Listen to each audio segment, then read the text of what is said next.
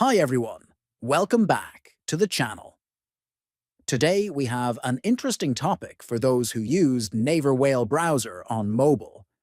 We will explore how to change the position of the scroll bar in this browser.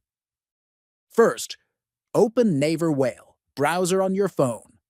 Once the browser is open, tap on the two-line menu icon.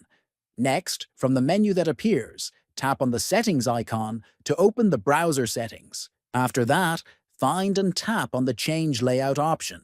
Then, scroll down until you see Scroll Bar Position. Once you click on Scroll Bar Position, you will be able to choose between left, right, or hiding the scroll bar completely. Finally, select the option that best suits your preference. Your changes will be applied immediately, and you can enjoy a more comfortable browsing experience. Thanks for watching, and see you in the next video.